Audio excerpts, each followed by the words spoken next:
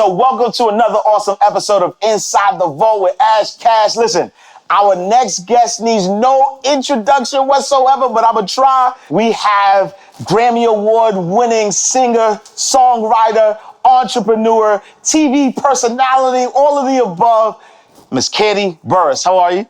Thanks for having me. No, it's our pleasure. It's our pleasure. So, I want to start with, Inside the Vault, right? And, I think one of the things I think intrigued me to your story, I remember you telling a story about not buying a luxury car, right? Like you driving around, in I think it was a Toyota. It was something that you was driving around in, and you had the money. So talk to us about that. Okay, now let me just say that was a sentimental car to me first. Okay. My first car was my brother's car. My brother died when I was 15.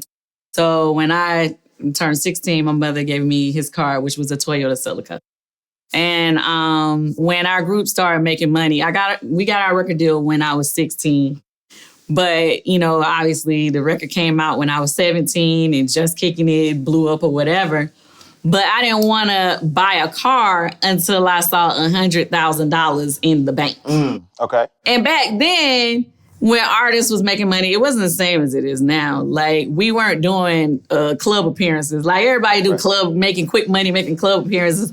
They didn't let artists do that back then because they didn't want everybody to be so accessible. You know what I mean? Yeah. So unless you was like really doing big tours, you weren't like making quick money like that unless, it was like your album advance or, big tours. You know what I'm saying? So it wasn't like that $100,000 came quick. Right. So, I was just driving my little regular car, and my mama would let me drive her. She had a BMW, but it was an older BMW, and I would drive her car sometimes, and I'll drive mine until I saved up my money because I wanted to see them zeros until I got a car. Everybody else in my group had a new car except for me. But talk to me about that mindset, because that's not like normal, right? Especially in our community where, the first thing, as people start making money, they automatically want to show off their money, right? Of course. And so, like, especially in the music industry. Exactly, right? So where did that mindset come from? Because I know it's you and you nonchalant in that, but that's a huge deal for me, especially as a financial educator, knowing how people run through, money in the music business. To say, I'm not going to buy a new car until I make $100,000. And now that same mindset also has carried you on in what you're doing now. But where did that mindset come from? Well, I definitely think my mother definitely, instilled in me, like it was important to save and stuff like that. And then plus, I was so scared of being broke. Everybody always hear those stories of people who get rich quick. Yep. And so my first thought was I needed to save money to go to college just in case, this didn't work out, right? Because my mama kept saying, oh, don't put all your eggs in, one basket. So I was like, okay, I need to, put some money to the side just in case I need to go pay for school, you know what I mean? So I was like, okay, I just need to save, you know what I mean? Because I didn't know what was going to happen. And so I don't know. It's just, I'm always a worrier, and I just always felt like I need to, plan ahead. And I didn't want to be one of those people who you just see them get successful when they're young and then they just, you'd be like, where are they now? And they'd be like somewhere doing dirtbag po, and they get older and you'd be like, damn, they doing terrible. Right, I didn't want to be that person. Yeah. So I just was reading like a whole bunch of financial books and, Millionaire Next Door and Rich Dad Poor Dad. So I was like, all those books was just basically saying people live below their means. Yes. And so that was the mindset that I had at the age. And so if you're reading Millionaire Next Door, you're reading Rich Dad Poor Dad, so you have this millionaire mindset. Did you know, so like in hindsight, right? So now, you're successful, you run multiple businesses. Was that the trajectory? Did you know that would happen, or did that evolve along the way? It evolved. Okay. It evolved. I knew I needed to do more than just sing. I didn't know I was going to have as many businesses as I have now. Yeah. But I knew I needed to do more than just sing. Okay.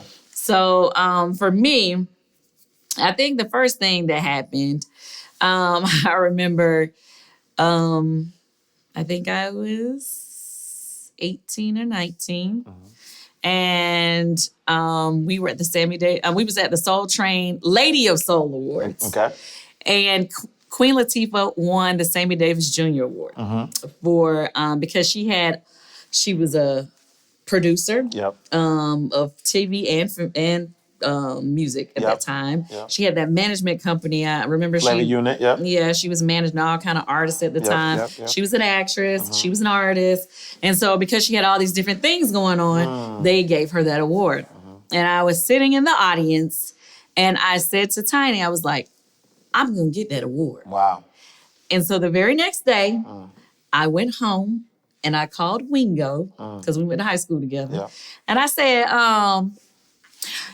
you still got that little group you in? And he was like, yeah. I said, okay, I'm going to manage y'all. Come on over to my house. And that was Jagged Edge. And I took them and I was managing them and I got them signed to Jermaine.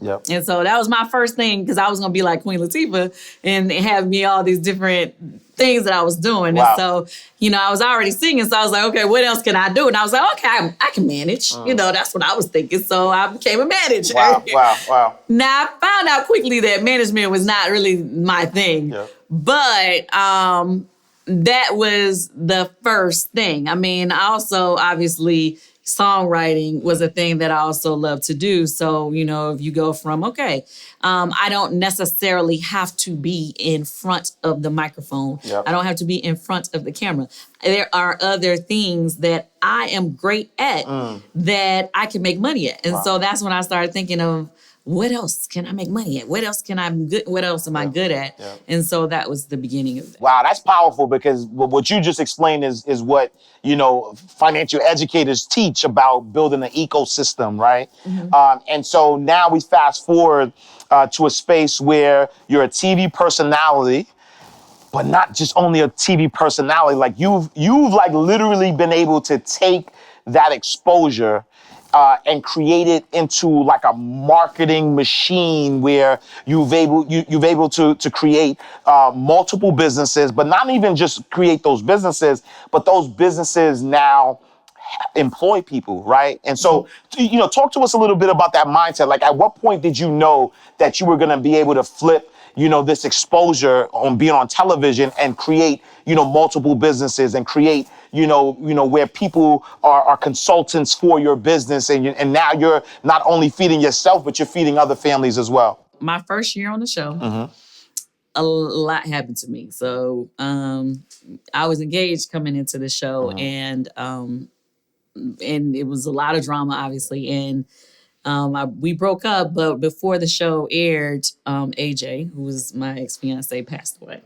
And so coming into the show airing, that was a lot to dealing with his death and dealing with being on TV and everybody, seeing all that stuff played out. Right. And so it was like, I felt like I had been popular before, I had celebrity before being in the group. So I didn't think it was going to be that big deal doing the show.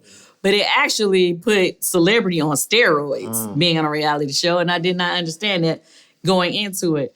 But what I had decided was that first year, or not even before the year we even got started good, was that I was not going to have another year taping that show where I did not make the most of it.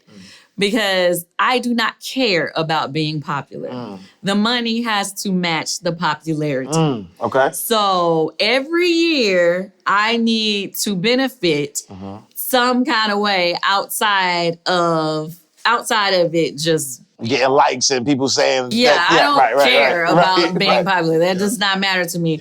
Honestly, it's pretty cool being popular, but I am pretty laid back off of television, to be honest with you. For people that are close to me, then I'm very laid back, and I really could be okay if I wasn't famous. Right, you know what I'm saying? Yep. So, I need the money more than that. Right. So I was like, okay, I need to make it benefit me. Another thing that it feeds my soul to help everybody around me come up and to help bring opportunity to people around me. So being able to bring jobs and opportunity is something that I love to do. So the first year I told you I wanted to do, before I even started the next season, I opened the store tags with my business partner, Peaches, which we still got tags to this day. And then came up with Bedroom Candy, and that was really a spinoff of doing Candy Coated Nights. I was trying to figure out, well, what would be something good? Because, people watching Candy Coated Nights, like, I need something go along with this. Yep. Because, Bedroom Candy came out of that. Right. Okay, and so with Bedroom Candy, I was like, it came successful fast. Right. And then I decided I wanted to do a consulting, one of those kind of like Avon, right, where we had the consultants that sell the products, because I was like, okay, that's a business where people can sell my products, but they can also make money. Right. And it's like we're in business together, but I'm providing the whole thing for them. I'm giving them the marketing, and I'm giving them the products. I'm giving them everything. Yep. I'm giving you the whole thing. Turnkey. You just using your personality to help yourself make money. Yep. And so that has been a blessing. But before that, I remember one year, I told myself, I didn't just tell myself, I prayed about it, because I have these things that I come up with in my head, and I pray about it, and I believe you speak things into existence. Absolutely. And I was like, I would love to provide 100 jobs. That was my goal. That was it, yeah. I kept saying, and I prayed about it. And I remember I had pitched these shows or whatever, and Candy Factory was one of the shows that we pitched. And I remember on the day that we ended production for the Candy Factory, and everybody was on set, and we did this whole production picture. I don't know, Vito, he's in the background, I don't know. And it was like 100 people on set, I think. And I was like, wow. It was close to 100. Right. And I was like, wow, I'm close to the goal that I had set for myself. I didn't realize that in pitching the show idea that it was helping me get to the goal of the 100 people. Yep. But that was just one goal of me saying I wanted to help 100 people be able to feed their family.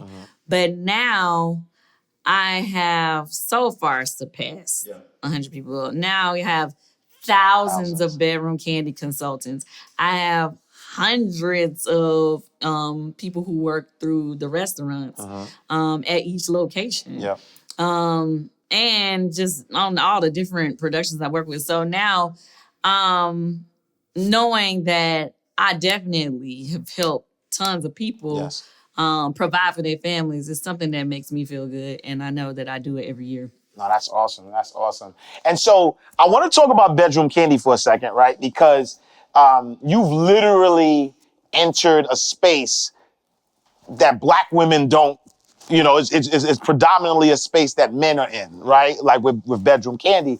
And so is it? And I guess that's what I want to ask. Like when you were coming into that space, did that even cross your mind? Like this is a male-dominated space because they usually own most of those type of products, or like was it your intention to sort of like not even break a ceiling but like shatter it, or was it just something that you said, all right, this works out for me? I know it coincides with what I want to do, so I'm going to do it, or was there intentionality? It wasn't intentional. Okay. It wasn't intentional. Yeah. Everything I do, I'm just being myself, right? I'm a very straightforward person. Yes. And I am a very unapologetic person. Okay. And so, I always say and do things that people be like, I can't believe she said that, or I can't believe she did that, or whatever. And to me, it's just normal, Yep. So when it comes to talking about sex or whatever, all around my friends, I've always been that girl to be like, oh, girl, let me tell you about this or whatever. And I always have this funny story I got to tell with my friends or whatever. Yep. And so, say, for instance, like I said, with Candy Coated Nights, it was nothing for me to have those wild, outrageous conversations online in front of everybody. Yep. You know what I mean? And so knowing that people enjoy hearing me talk about that, it was no big deal to me to be like, okay, girl, but let me tell you about these sex stories. You know what I mean? And I also know that a lot of women have never, because I like to read and I like to do research, but I know a lot of women had never had orgasms from sex. It's a majority of women never experience orgasm from actual penetration, which is a crying shame. So, and that's because a lot of them are afraid to explore their own bodies and don't know how to, kind of share with their mate what they like, what they don't. And they're just I think now women are a little bit more sexually liberated, but in the past, let's say a decade ago, women were more so, a lot of women just have sex to please their man instead of just saying, owning their sexuality. I think women are more so owning their sexuality now, but I think I was more so in the forefront of that. For sure. And so I don't think I was thinking about it in that way though, like I'm starting something. Right. Right. I just think I was just doing me. Right. Know, and being me and not really caring what people think. Yeah. And I think the other part of that was when when Bedroom Kandi first came about, I was like, oh, it would be a great idea to do a sex toy. And one of my friends, she was like, maybe you should do a sex toy. I was like, yeah, because my thing was I hated when I went to a sex toy, a sex shop or whatever, sex toy shop, and all of the boxes only had porn stars on them. Right. And I'm like, why y'all act like only porn stars like to have toys? Right.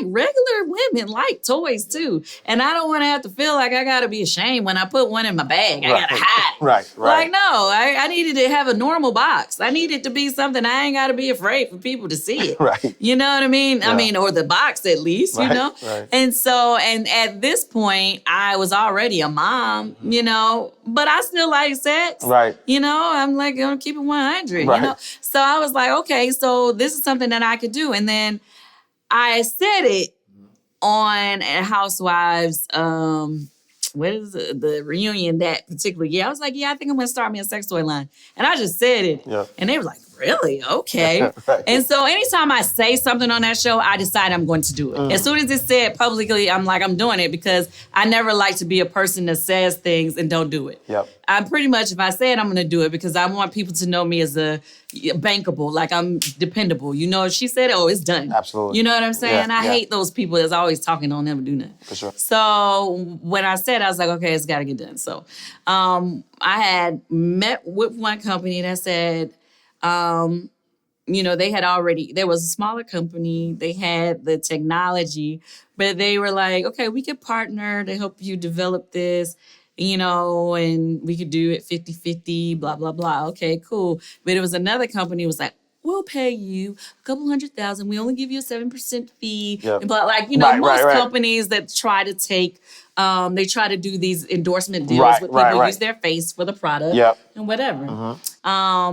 People came to me and they were like, oh, yeah, you should take that deal because people don't buy sex toys and you should just take that. And then, it's a regular standard deal. I was like, no, I want to own my shit. Oh, excuse me. I'm sorry. I was like, no, you're good. You're good, yeah. And I'm going to bank on me. Right.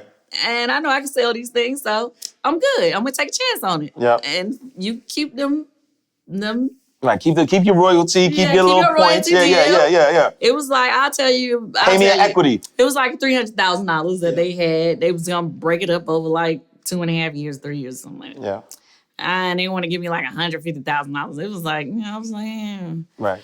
Anyway, when I tell you, I took the chance with this company to just do it. We just went in partners. Yep.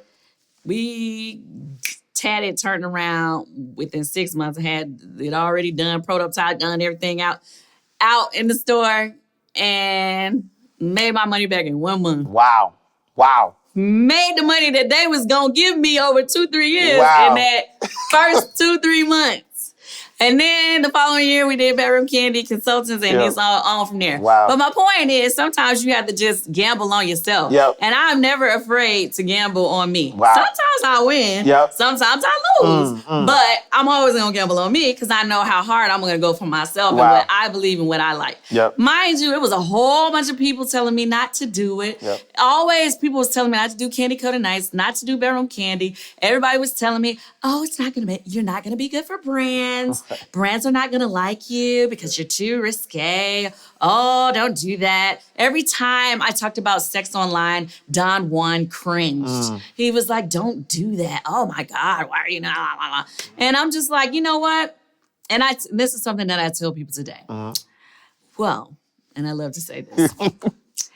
Being a businesswoman, being a mother, and being a freak, those things are not mutually exclusive. They're all together. Yeah. Yeah. Yeah. Yeah. They are me. Absolutely. Yeah. Yeah. Yeah. They blend. Right. You know what I'm saying? And I mean, you just gave a whole word right there, right? But I love, if we unpack it, I love the fact that you said, like you're unapologetically you, and you're a living testament that being you can also benefit you monetarily. It can also build wealth for you, Sure. because I think that a lot of people will listen to what people are saying. Well, don't do this, don't do that. But for you, you've decided to say, you know what? I'd rather take a risk on myself, because if I take a risk on myself, I'm able to, if it does fail, at least I know I'm failing because it was something that I did, right? It was who I am. So I'm failing like I can't fail at being myself. Right. So if something fails, then it's just the people that you were, after, or the people you were kind of going to, they just weren't your people, Right. So I love that. Another thing I want to talk about, because I've watched a lot of your stuff, interviews, and I know that you talk about life insurance, right? Which the first time I heard you talk about life insurance as a wealth building tool, that's the other thing, right? Because I think that a lot of times when people talk about life insurance, they talk about life insurance just to cover burial. But I've heard you talk about it in a way that could potentially help build wealth. At what point did you understand, all of the different financial instruments that could actually help you not only, maintain your wealth that you have, but also continue to build it? There are so many different ways that you can secure your wealth and build your wealth for generations. And too many different ways for us to talk about. Yeah, for sure, yeah. So I mean, I guess you had to sit down with a financial planner to like kind of figure out which ones are the best ways for you to make the best of yours. If we can talk about life insurance specifically, there are different things I have to say about life insurance policies. So for one, I would talk about it in an investment sense. So when I was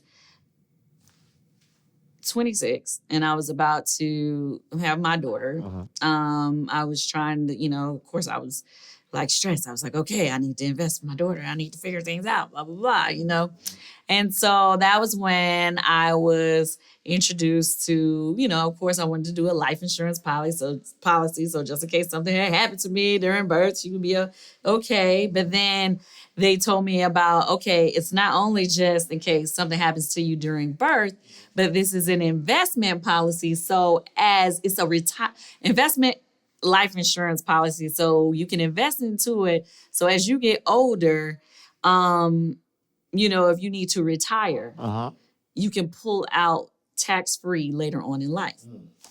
So that was important to me because, obviously in the entertainment industry, sometimes, we making a lot of money when we're young, but then later on in life, you ain't popping like you used to, right. And the money ain't coming in the same. So you got to figure out like, okay, well, what I'm going to do when I get older, because everybody's not, everybody didn't set up their 401k or whatever they were setting up, when they had their regular jobs. If you don't have a regular job, you may not be thinking the same. Yeah. So I was like, okay. So they asked me all these questions like, okay, well, when do you think you want to retire? At that time, I thought, I want to retire at 40. Right. So I'm 44 now, okay, just to tell you. So anyway, so I was like, I'm going to retire at 40. So they was like, okay, and what do you think, how much money you think you'll need a year? I was like, I think I'll need like $250,000 a year. That'd be good. And they was like, okay. So they told me how much money I need to put in it a year to be able to take out $250,000 a year starting at 40 until I would be 99, $250,000 tax-free until I turned like 99 years old. Yeah.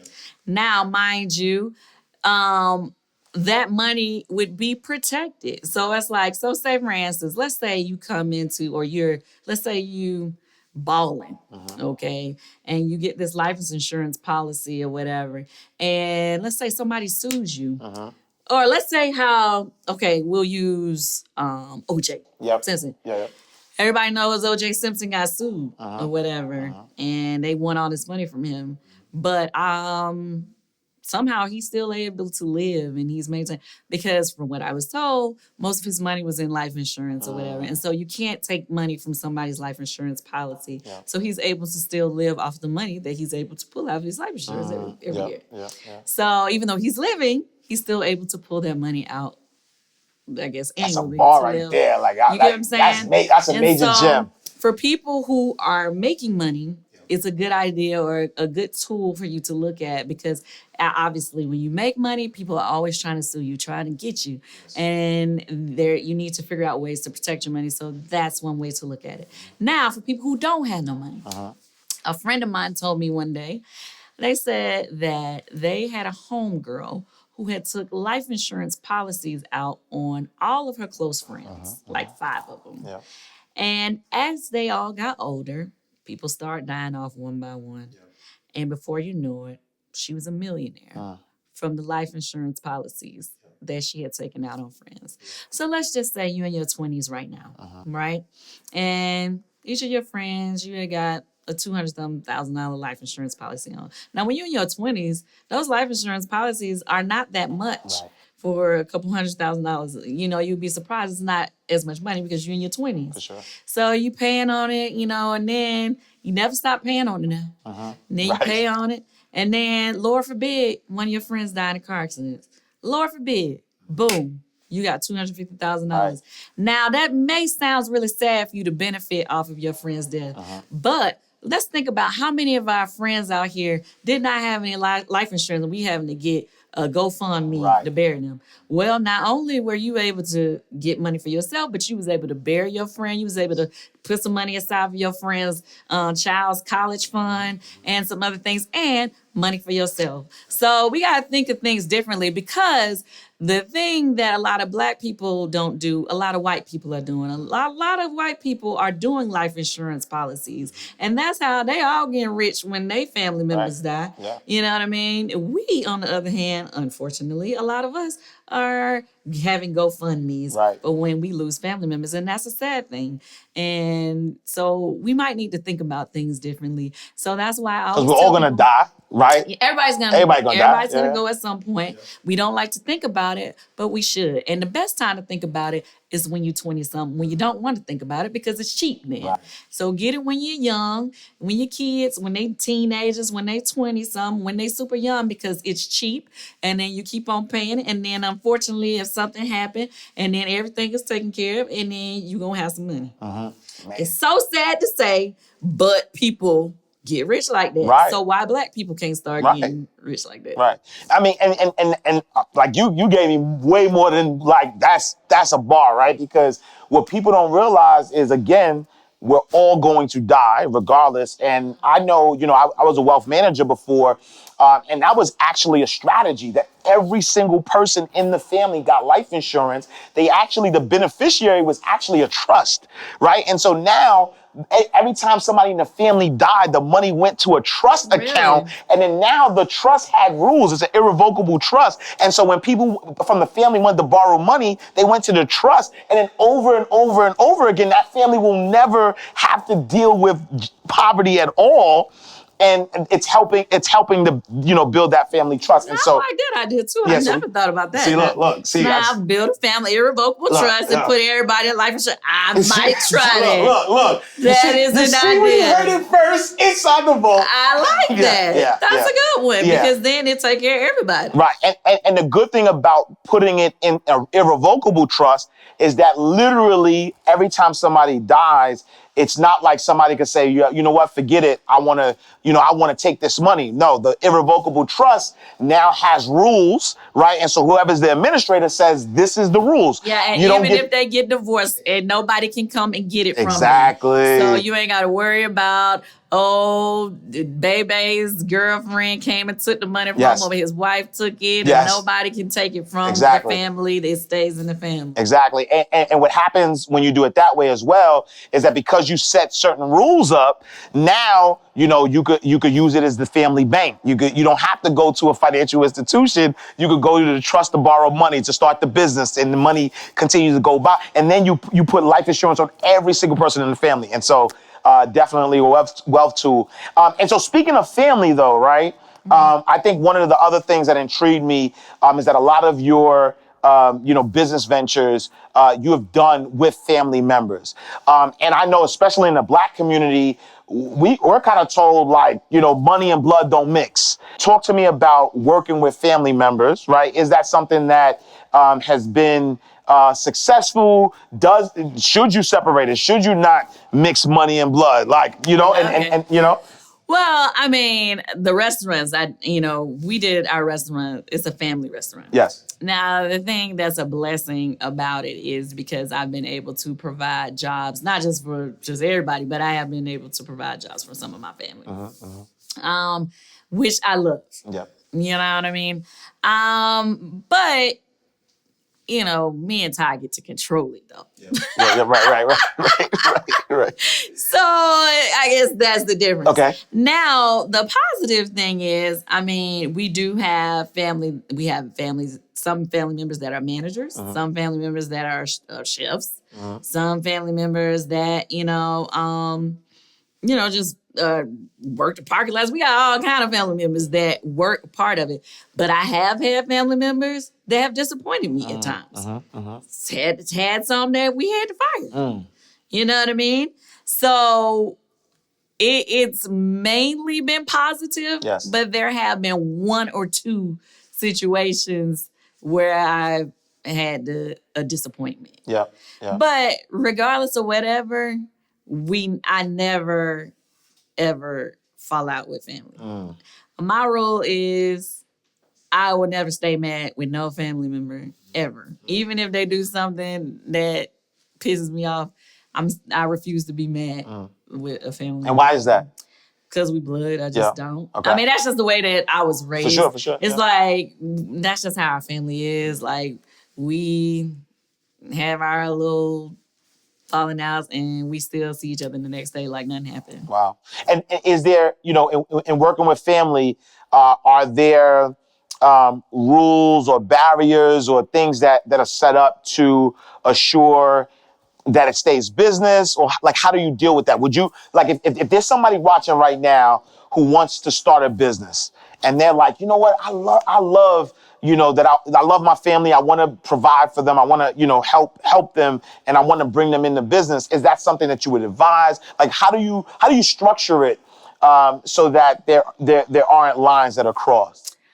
See, you know what? It's hard for me to tell anybody how to deal with their family because, like I said, for me, there's nothing that me and my family and I would never be able to get through. And like I said, in this particular situation, Todd and I are in control of it. Yes. So, I can kind of like, decide where this is going to happen or that's going to happen. So, I don't know. It's things that I think other people probably may be, more pissed about or whatever. Or sometimes, Todd to get up and I'd be like, hey, you might as well calm down. Yep. Because it is what it is. This my family. Right. You know what I mean? So I don't know. Like it is a family situation, so it works a little bit different than it does if it was like just typical business. For sure. Like say for instance, like I've had I hate to use him as an example, but like I've had a cousin who, he's quit on me before and then has come back. Yep. And, Ty was like, yeah, he ain't coming back. And I'm like, yes, he is. Right. Yep. You know what I mean? Yeah. But then I had one to quit. Walk out. And then come back. And then quit, walk out again. On that second time, I was like, okay, you ain't coming back no more. Right. You know what I'm saying? And so, you never know. Like, it's just, It's like different things that you just kind of like, okay, it's a family situation, but. Yeah. One of the things that I found interesting, that I find interesting in, hearing you talk about the different, business ventures and things that you've done is that control, right? Being able to control. I like being in control. No, for sure. And that's clear, right? Mm-hmm. And so, but you got a lot of moving parts though, right? And so how can you, right? Like how can you successfully too? Because it's not like you're controlling all of these things and they're not successful. How do you, have all these moving parts and maintain control and maintain success? What's the secret sauce to that?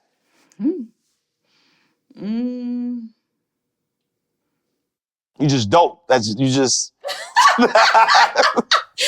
It's a blessing. Yeah. It's in my DNA, like. Well, I mean, I guess I picked great ventures that tend to work, but I mean, I guess I also got a good team. For sure. Definitely a good team, and I mean, I work nonstop. Like, so I'm one of those type of people. I'm not gonna let it fall. Like, I'm not gonna just sit back while something like it's like all hands on deck. Like, you know what I mean? No sleep, team, no sleep. We gonna fix this right now. You know what I'm saying? Yeah, okay. And then I've had some things that didn't work out. Okay. It just seems like people don't talk about the things that don't work out. They only talk about everything that did work out. Wow. Like, you don't. Like, when something don't work out, they can talk about it for a second and then we move right along. Yep. But everything that's working out, you see it working, so that's what everybody's focused on. But we all have things that, have fell apart or that you get upset about or whatever. We all have issues, you know what I'm saying? Everything we all run into problems on every situation. It's always a fire to put out. It's a constant fire to put out. For sure. But, I have good people on my team in every business that work with me that, we figure it out. You and your husband are business partners. Y'all work together. And that dynamic, right, of love, marriage, love and marriage, right, goes together right. You have love, you have marriage, you have a business.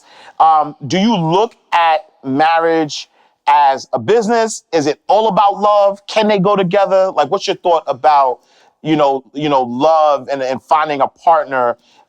Making sure that you guys are on the same wavelength as it relates to goals, dreams, aspirations. I always wanted a teammate. Like, I mean, everybody, you can always find somebody to date. Right. You know what I mean? Right, yeah. But I always wanted a teammate in life, meaning, yes, we can make love, but I wanted somebody that was my teammate in everything, you know what I mean? And who pushed me. And just kind of like Neo's song, I'm good all by myself, but I'm a force when we're together. Yeah. I definitely feel that with Todd. I say this to him all the time. I'm like, let's keep it 100. He loved to be like, oh, things been popping since I've been here. And I'm like, look now, don't try to count me out. I was doing my thing before you got here. Right. But it's been on steroids since he's been here because he motivates me to go even harder. Like I said, it's like when you have somebody on your team, when it's like, we're going to make it work regardless. It's just like you said, I know, sometimes things are like, it may be like messing up or whatever, but we gonna figure it out. Right. I'm gonna figure it out. What we got to do. Yep. You know what I'm saying? Yeah. And I have somebody that has that same mentality that's gonna go hard and figure it out with me. You know what I'm saying? So I love that about him, and I love the fact that he pushes me and motivates me. See, it's a thing about being a successful woman. It's a catch-22 because, I always had this weird thing, how people, it's funny because I think when we first started dating, people always try to discredit him and in how he was successful in his own right in his career of production or what he does. And they always try to be like, oh, he, try to be like, oh, she got all the money, oh, he dated her for her money or whatever.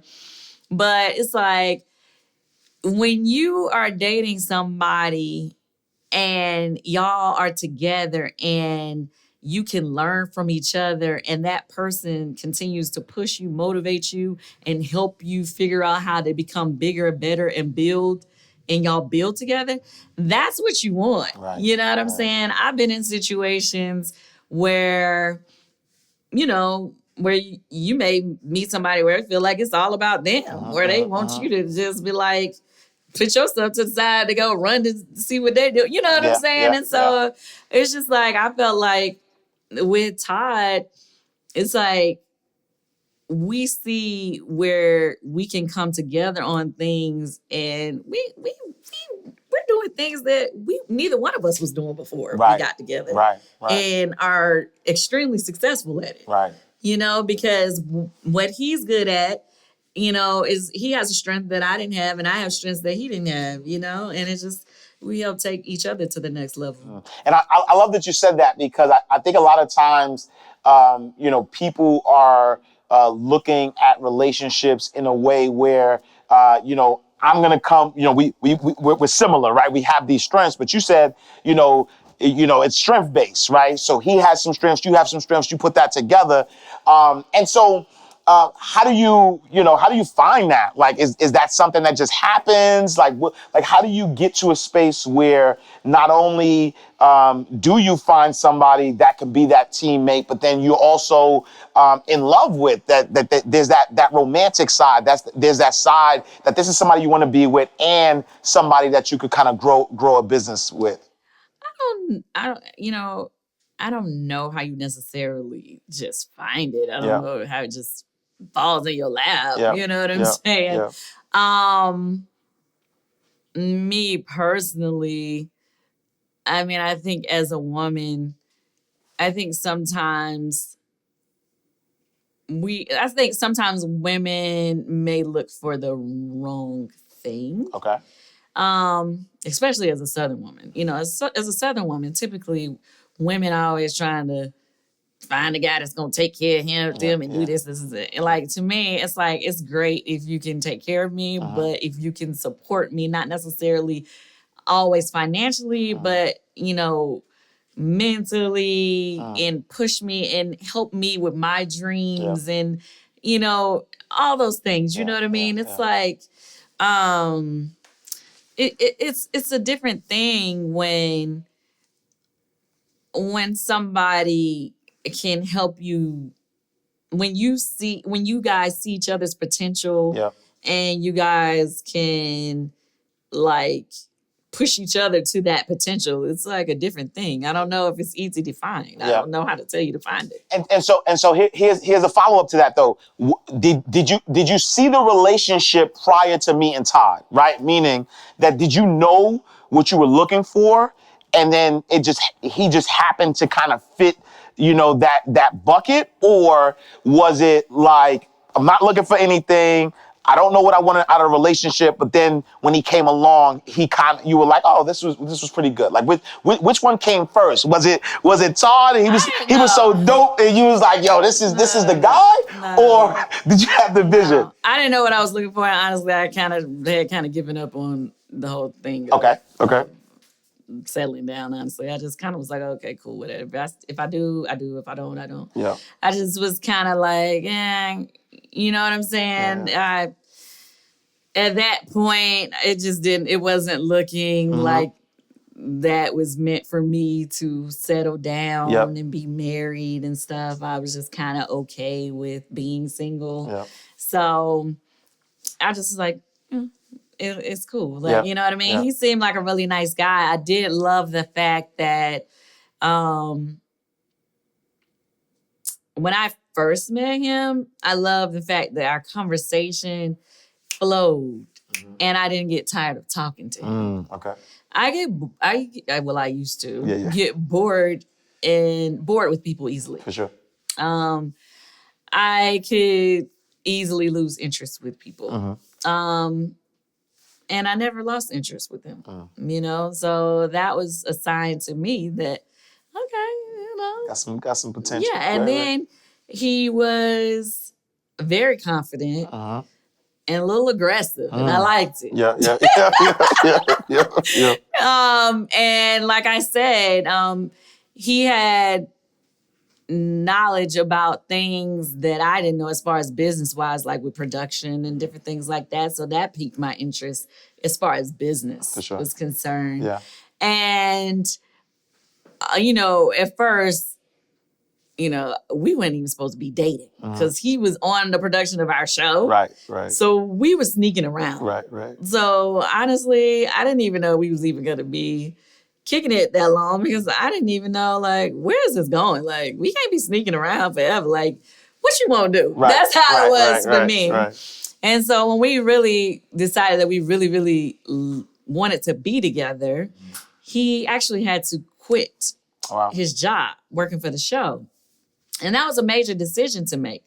But with him making that decision, I knew as his woman at that point, see, I'm always thinking multiple steps ahead. Right. I already know how men are, and I know men, you got to be secure in themselves and got to have their own or whatever.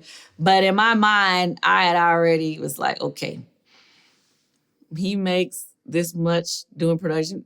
A lot of people sleep on production or whatever. People in production can make well into the six figures, okay? Or more, depending on what they're doing or whatever. So he was making well into his six figures or whatever. And in my mind, I know he was going to be like, what the fuck am I doing quitting my job? Right.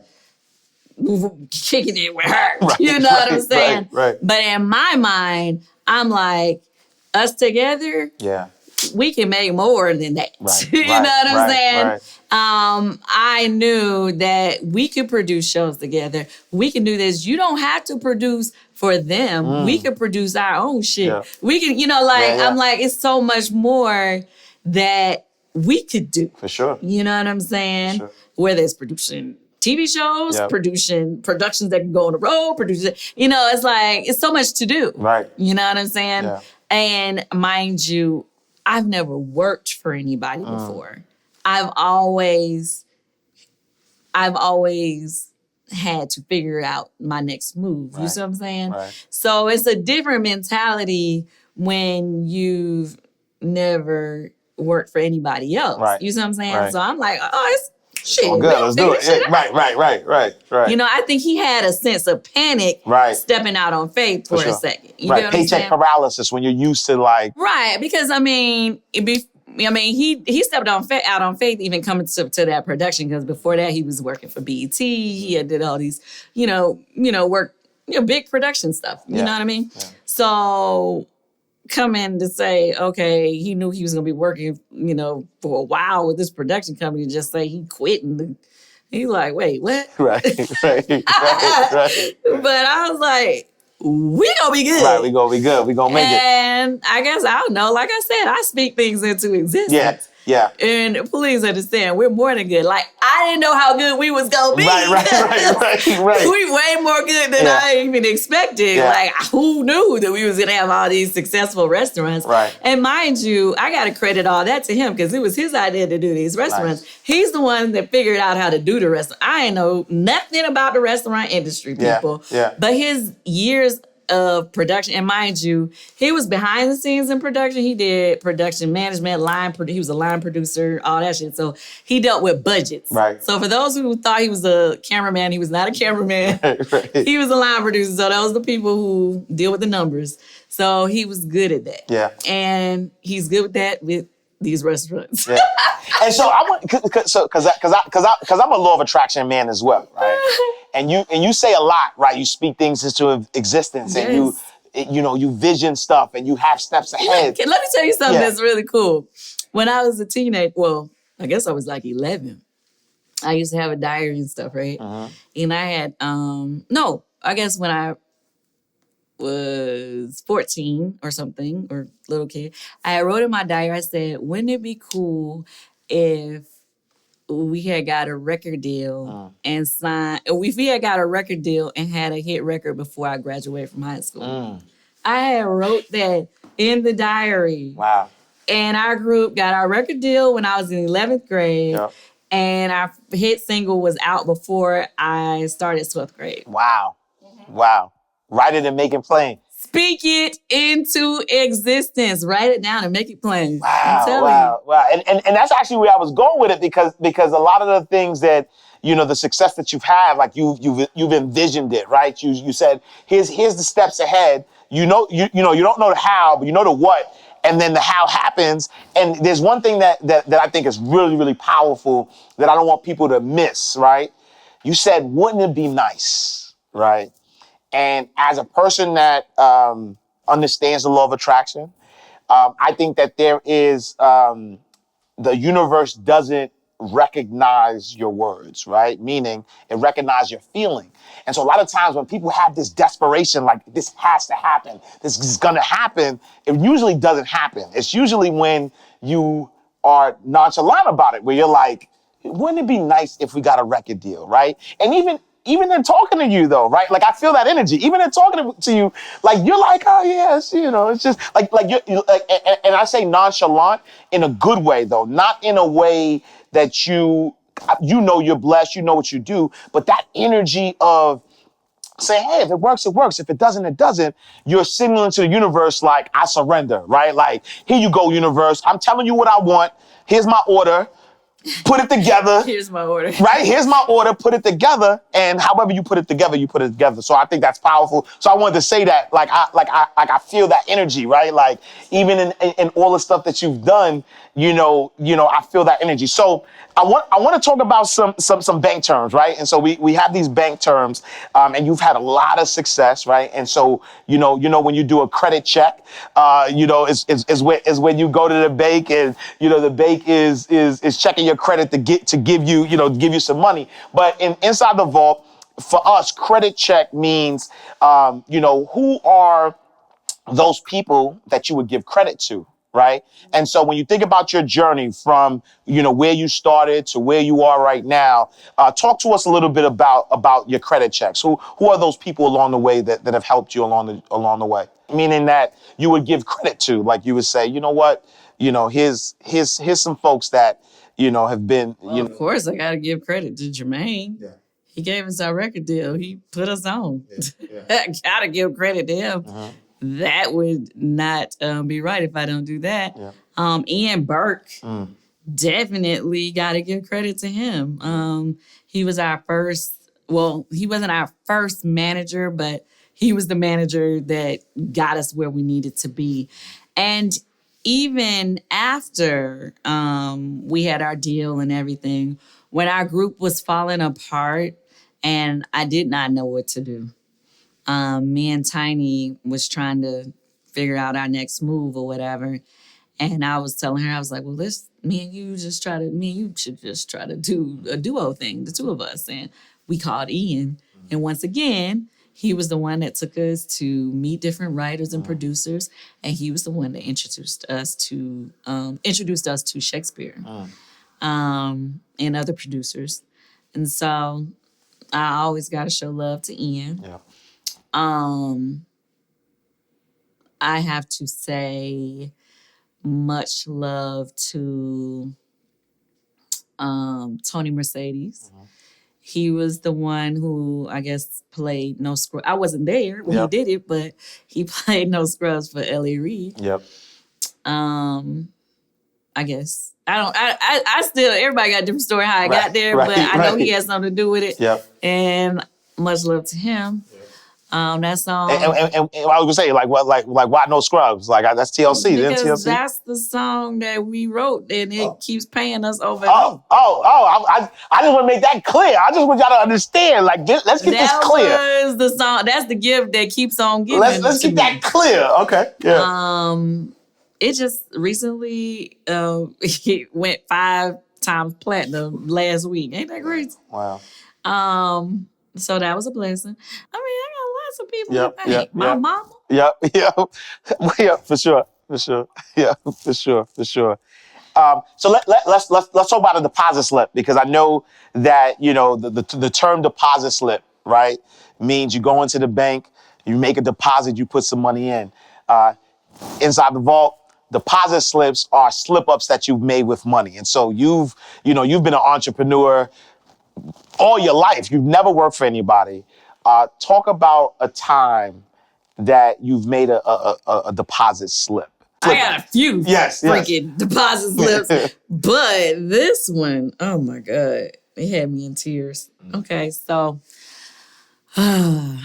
it was the year that Fly Above came out, and I went on tour with Fantasia and Eric Benet. And what had happened was my manager at the time, he told me that the label was going to give me, what's that when the label give you money to help the tour support? Advance or? Tour support. Okay, got it. Yep. That's when the label gives you money to help, you know, with expenses to go on road to support your new album or music that's supposed to be coming out. Mm-hmm. So, because typically a label supposed to pay for promotions and help to promote a project. Mm-hmm. So, and like a big tour like that is supposed to help, you know, promote a project that's coming out. So anyway, so I'm like, okay, cool. So he's like, yeah, so you should, you know, he's telling me to go ahead and set up the hotels and go ahead and set up, you know, everything that we had to set up to go on the tour. So I'm paying for the hotels, I'm paying for travel, the flights, and everything that we setting up to go on this tour, dancers, rehearsals, all this stuff. The money for weeks, like the buses. I can't remember. It was a whole bunch of stuff that had to be set up. The tour was going to be for like, I guess 10 weeks or something like that. Uh-huh. Anyway, I keep asking. I'm like, well, where the money that they supposed to be? Oh, they going to send it. I'm talking to them. Oh, they say they're going to send it.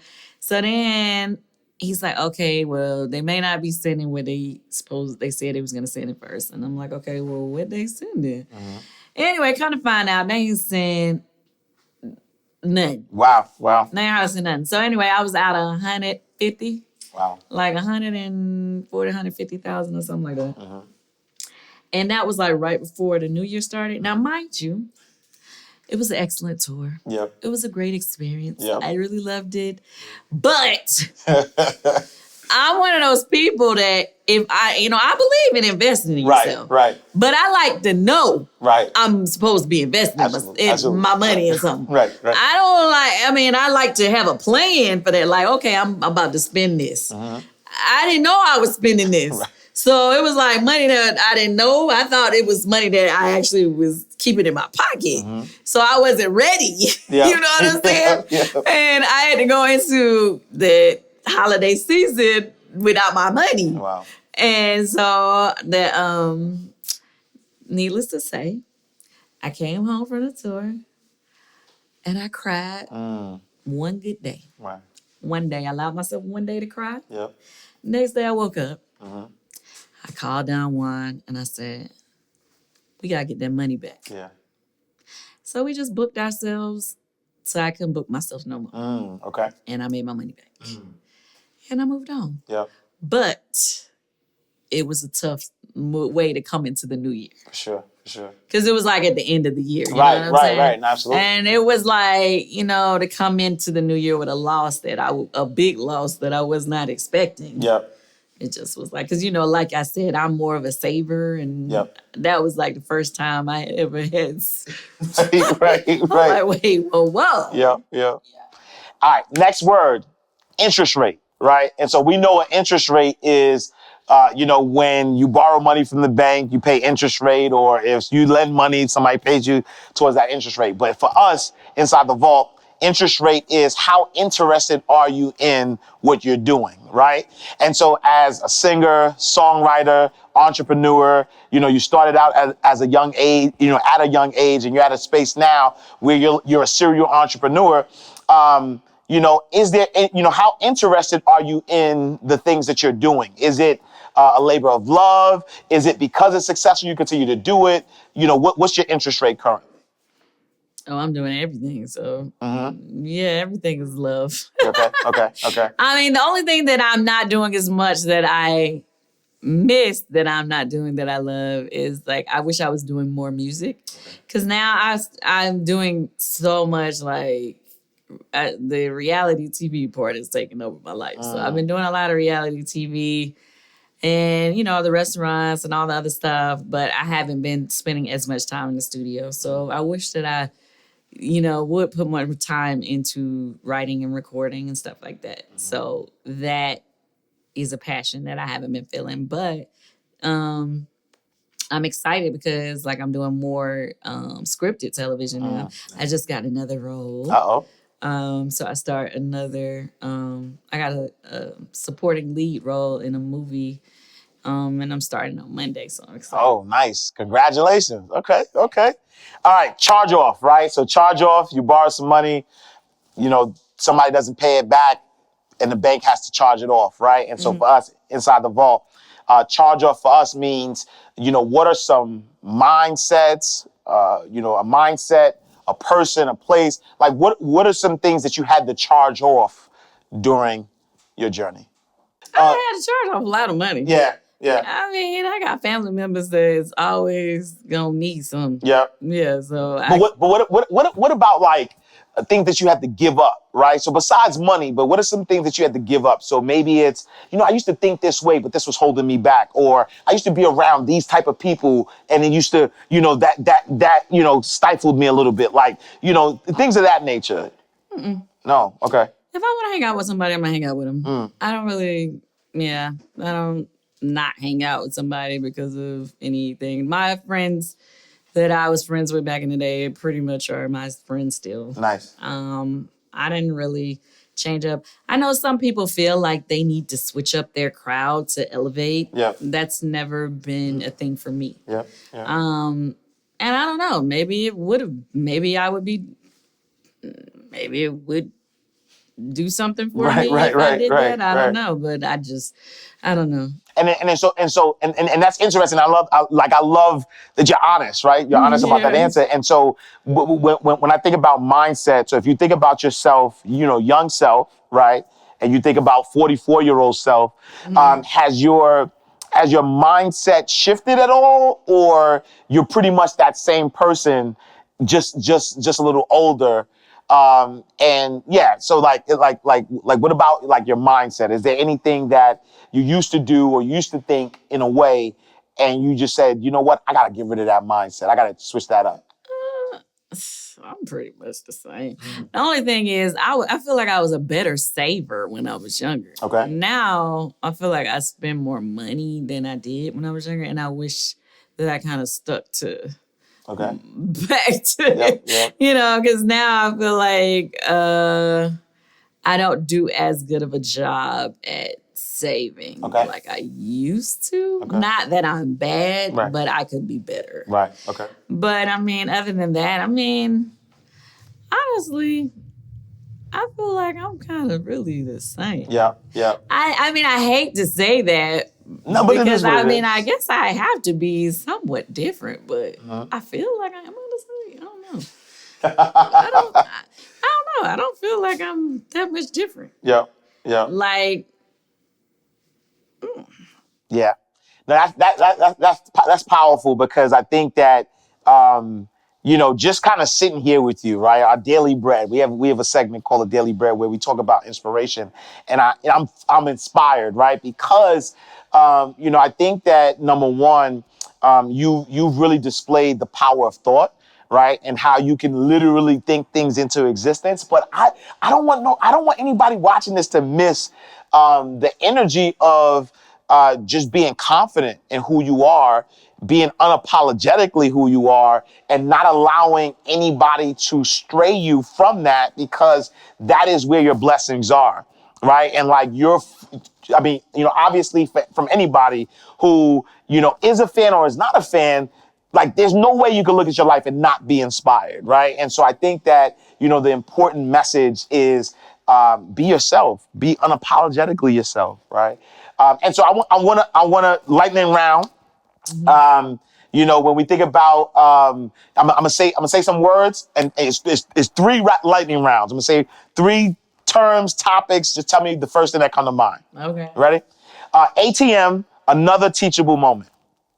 A moment that taught me something? Yes. Oh my God.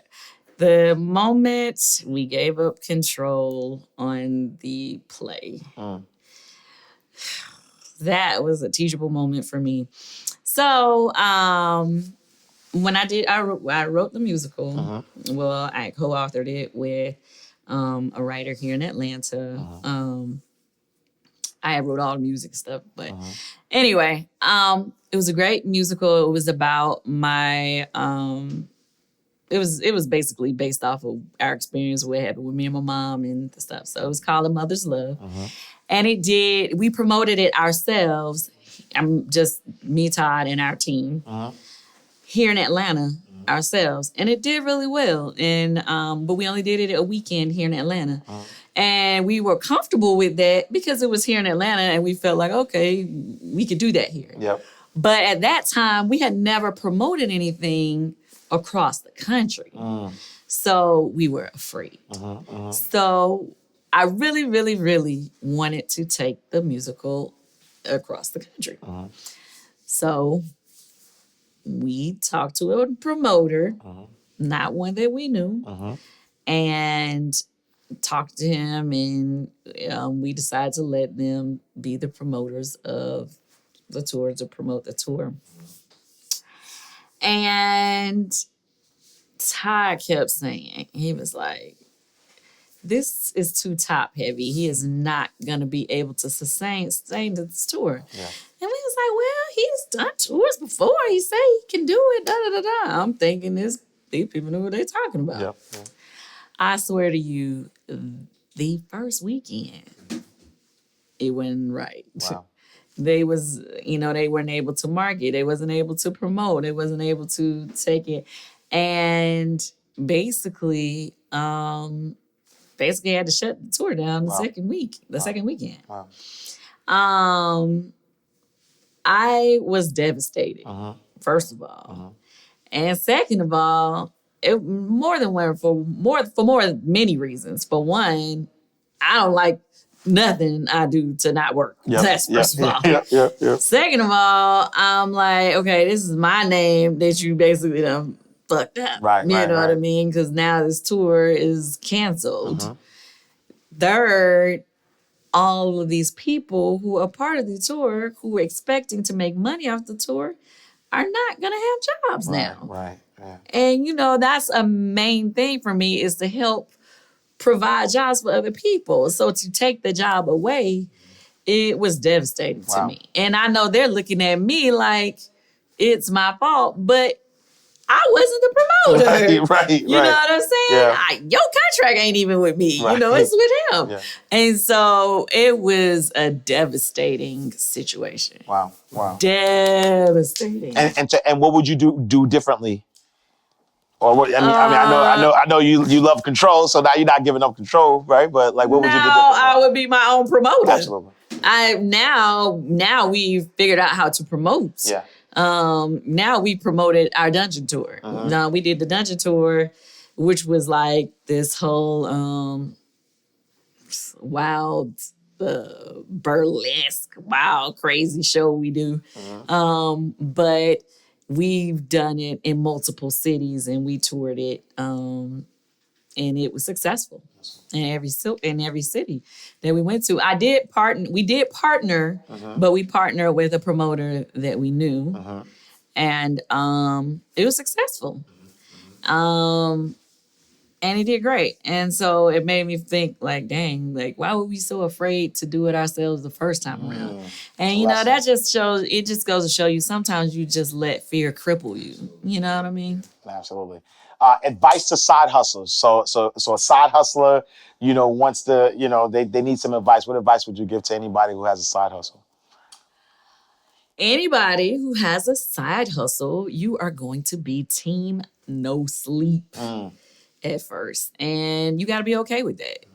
You got to go super, super, super hard for your side hustle, just like you would do for your main hustle. I would also say, when you're doing your side hustles, right? Stop treating them like side hustles.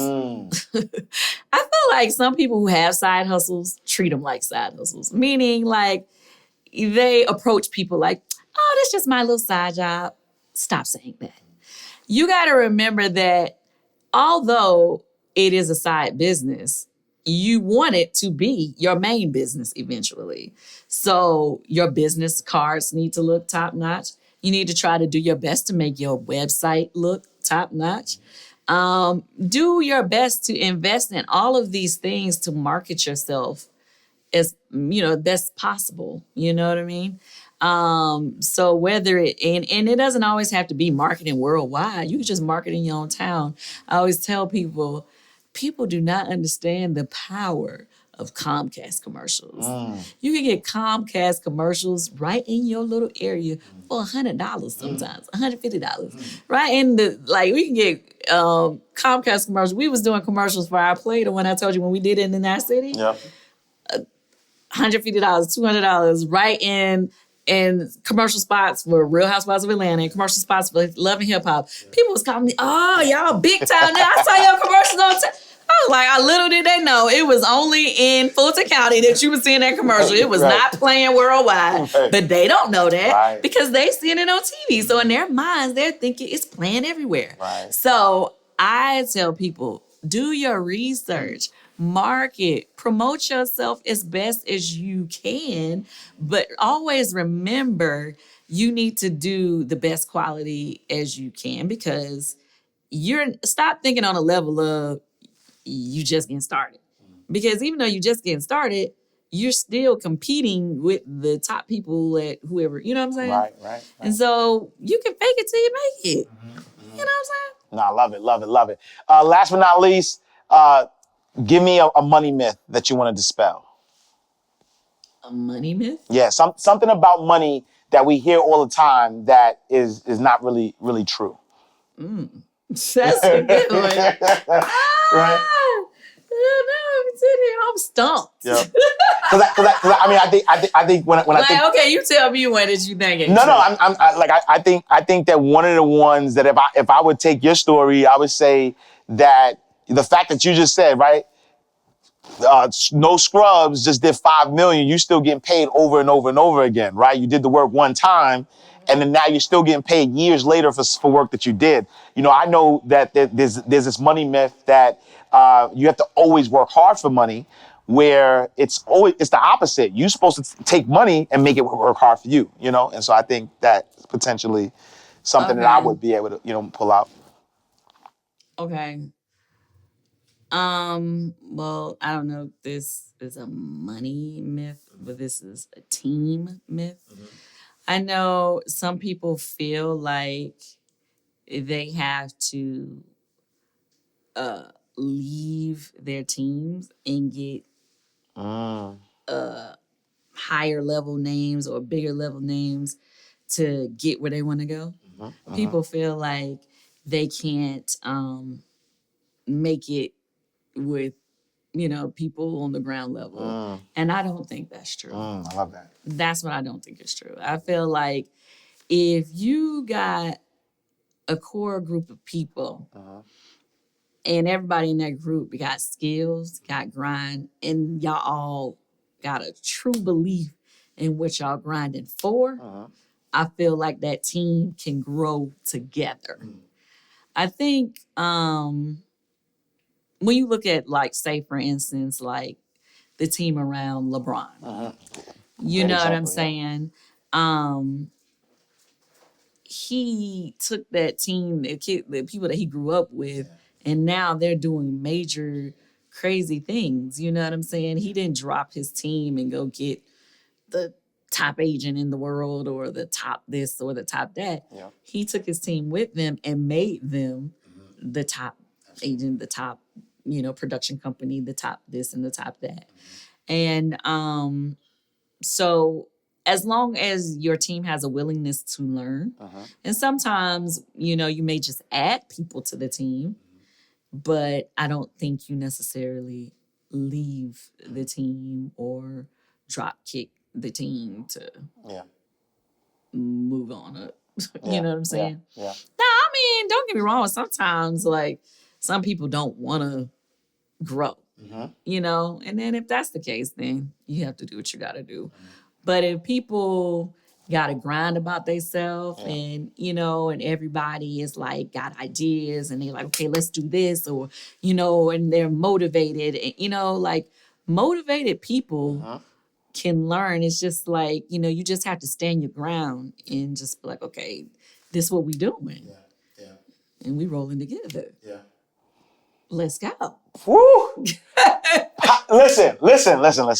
Powerful interview. Kandi Burruss, serial entrepreneur, Grammy-award winning songwriter.